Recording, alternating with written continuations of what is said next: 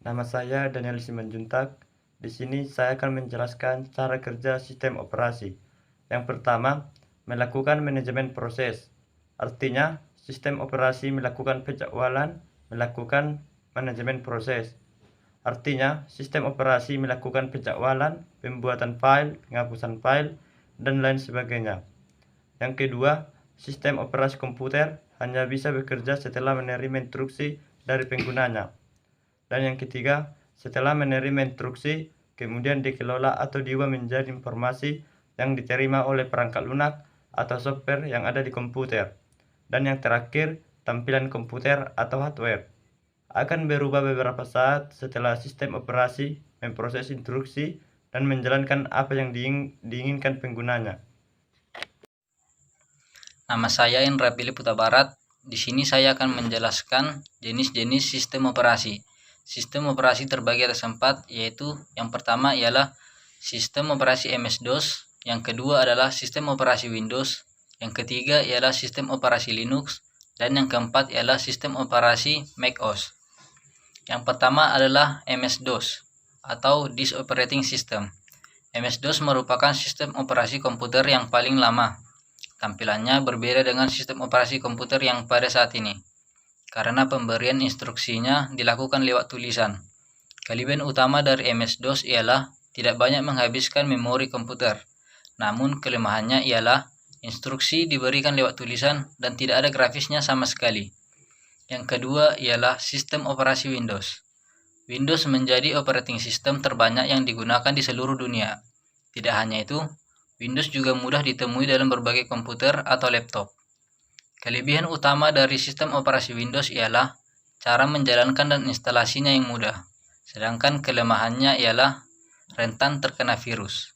Yang ketiga ialah sistem operasi Linux.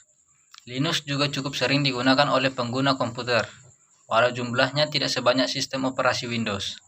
Linux memungkinkan penggunanya untuk melakukan modifikasi untuk meningkatkan kinerja sistemnya. Kelebihan utama dari sistem operasi Linux ialah bisa dimodifikasi sesuai kebutuhan, tetapi hal ini hanya bisa dilakukan oleh orang yang paham teknologi. Untuk kelemahan utamanya ialah cara instalasinya yang lebih susah dibanding Windows. Yang keempat atau yang terakhir ialah sistem operasi macOS. macOS sering juga disebut Macintosh. Sistem operasi ini hanya disediakan untuk komputer Apple. Pengguna macOS jauh lebih sedikit dibanding pengguna Windows dan Linux. Kelebihan utama dari sistem operasi macOS ialah tidak mudah terkena virus, sedangkan kelemahan utamanya ialah menjalankan sistem operasinya agak lebih susah dibanding Windows dan Linux. Sekian tentang jenis-jenis sistem operasi. Halo teman-teman, perkenalkan nama saya Luhut Haloman Purba dari grup TK21A. Nah, di sini saya akan membahas tentang keamanan sistem operasi pada komputer. Nah, sistem keamanan ini sangat penting untuk kita buat atau kita ketahui supaya apa? Supaya data-data kita yang ada pada komputer itu mudah kita backup gitu. Nah, cara yang pertama untuk mencegah kehilangan data, satu, kita membuat sandi pada komputer kita. Nah, fungsi sandi ini sebenarnya untuk mencegah semisalnya laptop kita atau komputer kita dipakai atau digunakan orang lain. Nah, di situ kan pasti ada kadang silap gitu, tidak sengaja terpencet delete atau terhapus gitu. Nah, kita pasti bingung gimana cara mengembalikannya gitu. Makanya di sini sangat penting untuk backup data. Nah, salah satu backup data itu adalah kita cloudkan akun email kita pada komputer dan data-data. Supaya apa? Supaya ketika data yang ada pada komputer itu terhapus, kita gampang membackupnya dari email tersebut karena sudah kita cloud atau kita buat di penyimpanan awan. Nah, yang kedua itu agar terhindar dari faktor-faktor virus yang dimana saat kita membuka website atau apa segalanya kan itu kadang ada yang meminta login email atau masukkan data-data gitu. Jangan kita mudah terpercaya atas semua data-data yang disuruh masukkan gitu loh.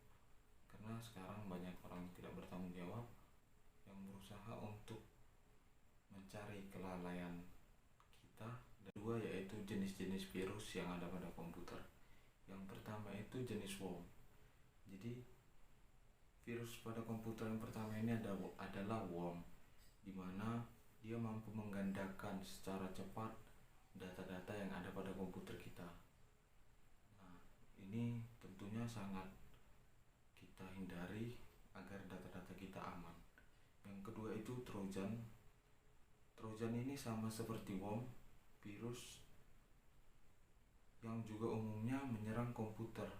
Jadi komputer yang mudah diserang oleh virus Trojan dan worm ini yang terhubung dengan koneksi internet gitu. Itu sangat mudah dimasuki oleh virus yang dua ini. Nah, yang ketiga itu ada FAT virus atau yang biasanya disebut dengan File Allocation Table, jenis virus komputer yang bersifat merusak file. Jadi yang dirusak oleh virus ini adalah file-file kita gitu. File-file kita dihapus atau diubah gitu. Jadi ini pun salah satu virus yang sangat tidak kita inginkan masuk ke dalam komputer kita. Nah, lalu memory resident virus. Jenis virus ini lebih spesifik, dia targetnya itu adalah menginfeksi memori atau penyimpanan kita. Ruang penyimpanan kita dibuat virus gitu. Lalu nanti penyimpanan memori kita itu akan berubah, bahkan ada sampai rusak gitu.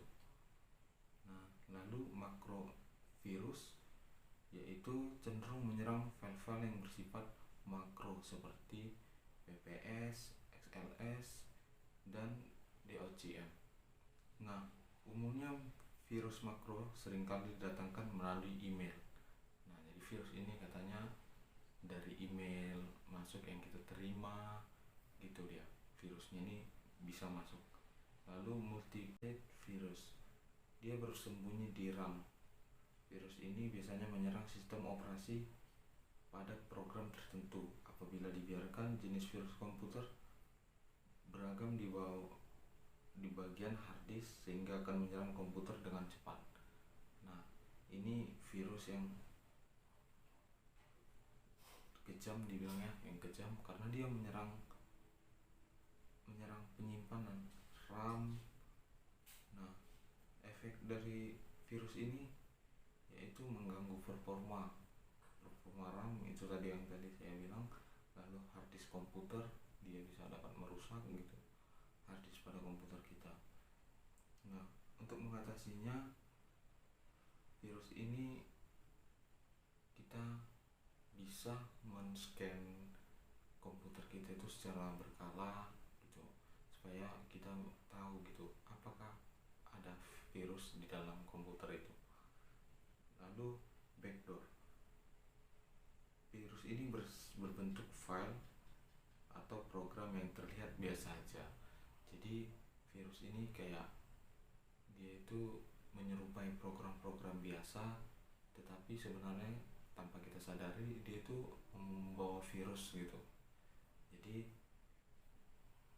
yang biasanya itu di software, lalu di jaringan, lalu di website itu sering.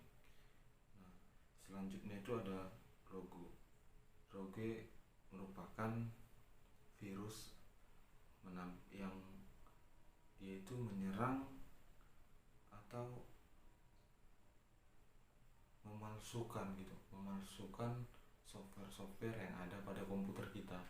Jadi kita itu seakan-akan dibodohi, loh, ini aplikasi bawaannya, ini aplikasi orinya, padahal tidak, padahal itu sudah digandakan oleh si virus ini.